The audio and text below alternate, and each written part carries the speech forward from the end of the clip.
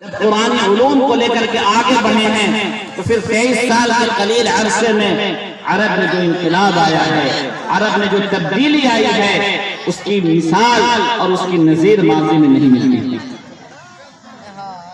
صحن چمن کو اپنی بہاروں پہ ناز تھا، وہ آ گئے تو سارے بہاروں پہ چھا گئے، خود نہ تھے جو راہ پر اوروں کے ہادی بن گئے، کیا نظر تھی جس نے مردوں کو مسیحا کر دیا۔ معلوم یہ ہوا کہ معاشرے کو صحیح رخ دینے کے لیے، معاشرے کے اندر انقلاب لانے کے لیے، معاشرے کو صالح معاشرہ بنانے کے لیے دینی تعلیم سے رشتہ جوڑنا ہوگا۔ اس کے بغیر صالح معاشرے کا خواب دیکھنا یہ خیالست و محالست و جنون کے مرادف ہوگا۔ میرے محترم بزرگوں اور دوستوں، حضرت مولانا خالد سیف اللہ رحمانی دامت برکاتہم نے کسی موقع سے فرمایا تھا کہ ہندوستان پر جب انگریزوں کا قبضہ ہوا اور وہ یہاں کے مالک بن گئے، یہاں کی حکومت ان کے پاس چلی گئی، سکتہ ان کے ہاتھ میں چلا گیا، تو انہوں نے سب سے پہلے یہاں کے نظام تعلیم کو بدل دیا، یہاں کے نظام تعلیم کو بدل دیا۔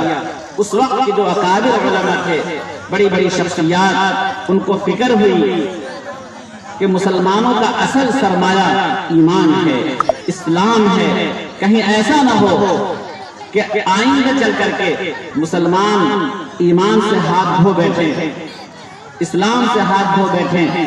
اس لیے ان کو فکر ہوئی اور انہوں نے جگہ جگہ مدرسہ قائم کیا۔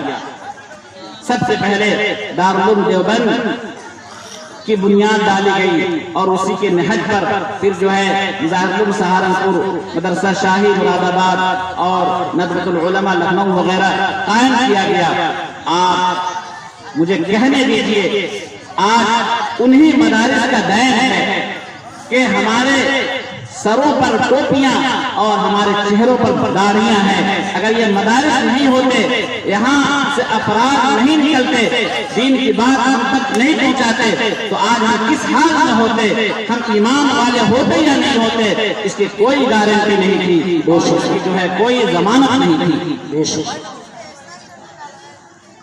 میرے بزرگوں، میرے دوستوں، ہم بھی چاہتے ہیں کہ ہماری نسل آئندہ چل کر کے 50 سال بعد، 100 سال بعد ہماری نسل بھی ایمان کے ساتھ، اسلامی غیرت کے ساتھ، اسلامی حمیت کے ساتھ اس ملک میں زندہ رہے۔ تو آپ لکھ لیجئے دل کی تختی پر کہ اپنی نسلوں کو قرآنی علوم سے، دینی تعلیم سے آراستہ کرنا ہوگا۔ اگر آپ نے اپنی نسل کو دینی تعلیم سے آراستہ نہیں کیا تو کل آئندہ آپ کی اولاد، آپ کی نسل مسلمان بن کر کے زندہ رہے گی، اس کی کوئی گارنٹی نہیں دی جا سکتی ہے، نہیں دی جا سکتی۔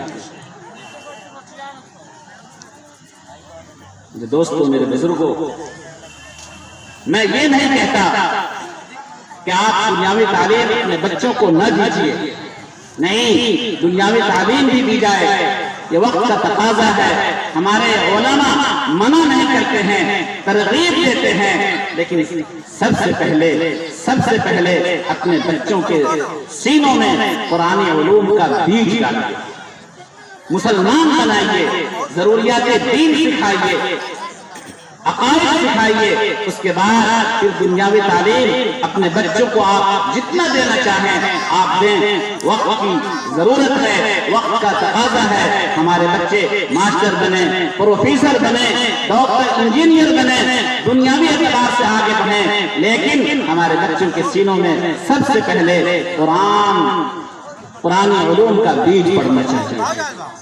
اس کے بعد وہ انشاءاللہ دنیا کے جس حصے میں رہیں گے، جب وہ بچے مسلمان ہوں گے ان کو عقائد پتا ہوگا، وہ ضروریات دین سیکھے ہوں گے تو انشاءاللہ وہ ڈاکٹر جو ہوں گے، پروفیسر جو ہوں گے، انجینئر جو ہوں گے، سب کچھ ہوں گے انشاءاللہ۔ دنیا کے کس حصے میں رہیں گے اپنے ایمان کی حفاظت کریں گے، اپنے دین اور اپنے مذہب، اپنے شریعت کے مطابق زندگی گزاریں گے۔ اور اگر ہم نے اس میں سستی کی اور اپنے بچوں کو دین نہیں سکھایا تو میرے دوستو ہمارے بچے آئندہ کس حال میں رہیں گے اس کی کوئی گارنٹی نہیں دی جا سکتی ہے، نہیں دی جا سکتی۔ سوال یہ ہے کہ ہم آئندہ اپنے بچوں کو فاجر، فاسق، بددین، ملحد، کافر، مشرک کس حال میں دیکھنا چاہتے ہیں؟ اگر ہم چاہتے ہیں نہیں ہمارے بچے دیندار بن کر کے رہیں، ہمارا بچہ ایک صالح انسان بن کر کے زندہ رہے، تو میرے دوستو اپنے بچوں کو دینی تعلیم سے تو آراستہ کرنا ہوگا، اس کے بعد ہی آپ یہ خواب دیکھ سکتے ہیں۔ اور میں ایک بات اور بتا دوں، ہمارے اکابرین نے دینی تعلیم کو سیکھا، سکھایا، ہم تک پہنچایا، تو آج الحمدللہ کچھ بچا کھچا اسلام نظر آ رہا ہے۔ ہمارے اکابرین نے دینی تعلیم کو سیکھا بھی، سکھایا بھی، غیر تک پہنچایا بھی، تو آج الحمدللہ ثم الحمدللہ اسلام نظر آ رہا ہے۔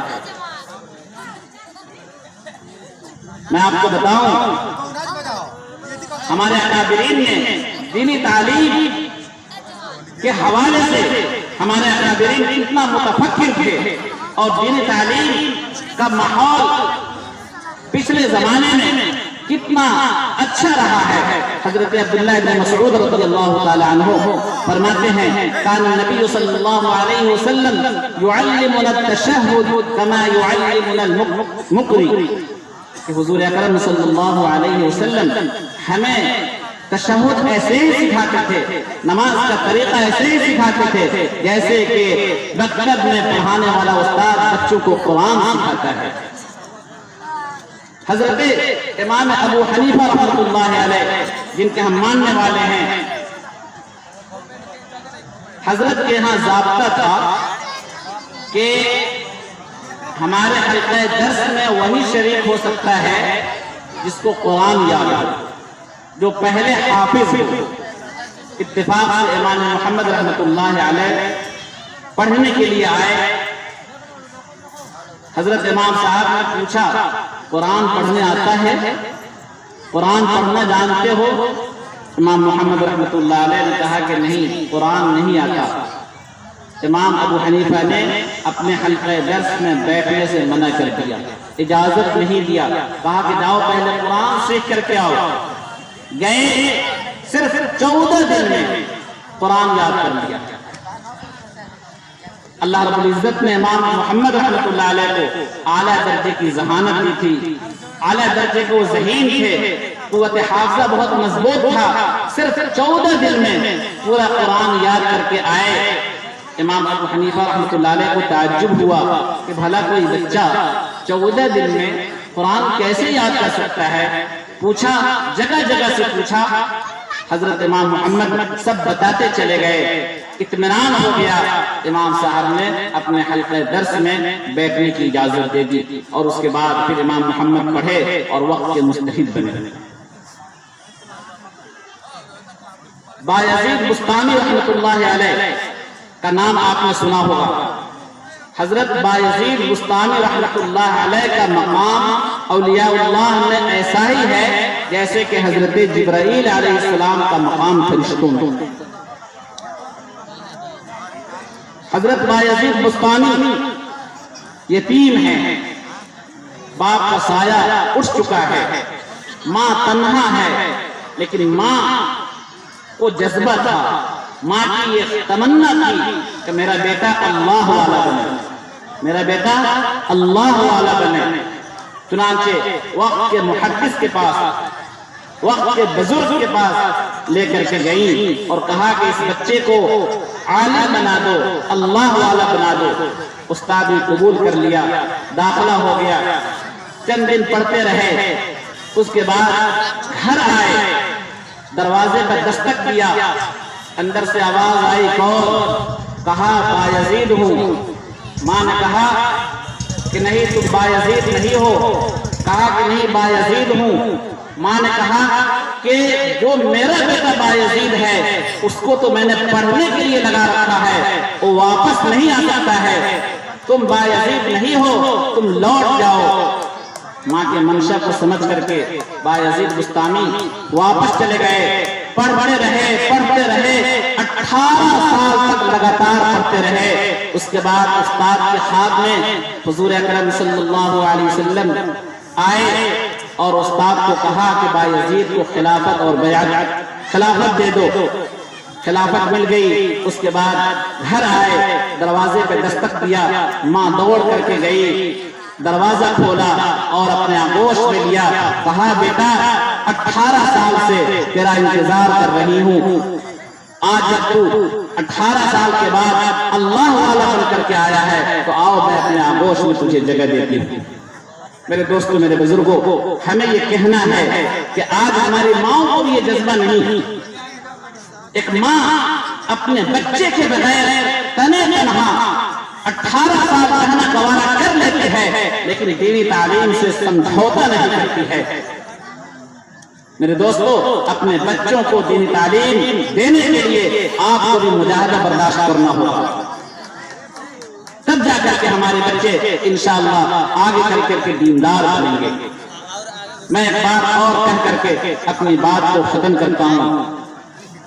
حضرت عبداللہ ابن عیسیٰ تابعی رحمۃ اللہ علیہ فرماتے ہیں کہ یہ امت اس وقت تک خیر پر قائم رہے گی جب تک اس امت کے بچوں میں قرآن سیکھنے کا جذبہ باقی رہے گا۔ جب تک یہ امت اپنے بچوں کو قرآن علوم سے آراستہ کرتی رہے گی، اس وقت تک یہ امت خیر پر باقی رہے گی، اور جب اس امت کے بچوں میں قرآن سیکھنے کا جذبہ ختم ہو جائے گا تو پھر اس امت پر فتنے، بلائیں، مصیبتیں آنی شروع ہو جائیں گی۔ حضرت امام راضی رحمۃ اللہ علیہ اپنی کتاب تفسیر کبیر میں لکھتے ہیں، جس کا خلاصہ یہ ہے کہ چھوٹے چھوٹے بچے مکتب میں، مسجد میں جہاں کہیں قرآن پڑھ رہے ہوتے ہیں، بچے اور بچیاں اس قرآن پڑھنے کی وجہ سے اللہ رب العزت اس قدر خوش ہوتے ہیں، اس قدر مسرت اور شادمانی کا اظہار فرماتے ہیں کہ بڑے لوگوں کے گناہ کرنے کی وجہ سے جو عذاب آنے والا ہوتا ہے، اللہ رب العزت ان چھوٹے بچوں کے قرآن پڑھنے کی برکت سے اس عذاب کو موقوف کر دیتے ہیں، ٹال دیتے ہیں۔ حقیقت یہ ہے کہ رات کی تاریکی میں، رات کی تنہائیوں میں ہم اور آپ کو گناہ کرتے ہیں، اگر اس کو ظاہر کر دیا جائے تو خدا کی قسم زمین کانپ جائے، آسمان تھرا جائے، اللہ کا عرش حرکت میں آ جائے، لیکن یہ پیر ہے ان چھوٹے چھوٹے بچوں کے قرآن پڑھنے کا کہ ہم پر عذاب نہیں آتا ہے، اللہ رب العزت ان کے قرآن پڑھنے کی برکت سے اس عذاب کو موقوف کر دیتے ہیں، ٹال دیتے ہیں۔ بے شک۔ اور میں یہ بات کہوں تو بجا ہوگا، بیجا نہیں ہوگا کہ جو موبائل کا زمانہ چل رہا ہے اور موبائل نے نئی نسل کو جو تباہ و برباد کر دیا ہے، اس سے کوئی بھی انکار نہیں کر سکتا۔ یہودی اپنے منصوبے میں، اپنے عزائم میں کامیاب ہے، 100% کامیاب ہے۔ اس کا تو ارادہ ہی تھا، منصوبہ ہی تھا کہ امت مسلمہ کو ہلاک و برباد کر دینا۔ رات کی تاریکی میں ہم موبائل پر پتہ نہیں کیا کیا دیکھتے ہیں، ننگی تصویریں، خدا کی قسم ننگی تصویریں، اور پتہ نہیں کس طرح کی فلمیں، اور ہماری نسل یہ سب کچھ کر رہی ہے۔ رات کی تاریکی ہوتی ہے تو کوئی چوری کرنے کے لیے جاتا ہے، کوئی ڈاکہ زنی کرنے کے لیے، ڈاکہ ڈالنے کے لیے جاتا ہے، کوئی کسی کے عزت پر حملہ کرنے کے لیے جاتا ہے۔ میرے دوستو، رات کی تاریکی میں یہ سارے گناہ ہوتے ہیں۔ ان سارے گناہوں کا تو حق یہ تھا کہ ہم پہ عذاب آ جاتا، ہم مصیبت میں گر جاتے، ہم بلاؤں اور مصیبتوں میں گھیر لیے جاتے، لیکن بچوں کے قرآن پڑھنے کی برکت سے وہ ساری مصیبتیں اور سارے عذاب ٹال دیے جاتے ہیں۔ اس لیے میرے دوستوں، میرے بزرگوں، میں یہ اخیر میں اپنی بات ختم کرتا ہوں اور یہ کہہ کر کے کہ اللہ کے واسطے مکتب قائم کیجیے ہر جگہ۔ مغرب بعد ہم لوگ بیٹھے ہوئے تھے تو معلوم ہوا کہ آج جو نیروا بستی میں تقریباً 11-12 مساجد ہیں، 11-12 مساجد ہیں میرے دوستو، لیکن پتہ چلا کہ کسی میں مکتب کا نظام نہیں۔ اللہ اکبر، ہم مکتب کا نظام قائم کریں، صباحی اور مسائی نظام، صبح میں 2 گھنٹہ، شام میں 2 گھنٹہ ہم اپنے بچوں اور بچیوں کو وہاں بھیجیں، اور امام میں یہ کہوں امام صاحب کی تنخواہ بڑھائی جائے اور ان سے وقت لیا جائے، ان کو دیگر کاموں سے فارغ کیا جائے، ان کی منت سماجت کر کے، ان سے وقت لے کر کے ہم اپنے بچوں کو پڑھوا لیں، اپنے بچیوں کو پڑھوا لیں، اسی میں ہماری کامیابی ہے۔ حضرت علی میاں ندوی علیہ رحمہ فرمایا کرتے تھے کہ بستی بستی قریہ قریہ مکتب قائم کیا جائے۔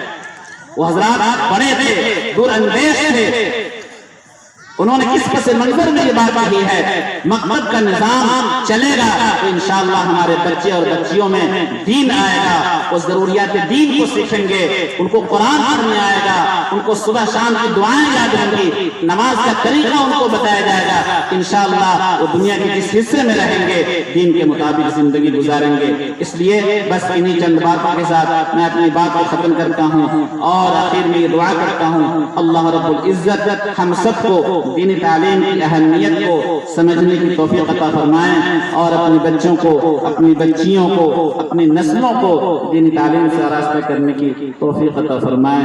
وآخر دعوانا الحمد للہ رب العالمین۔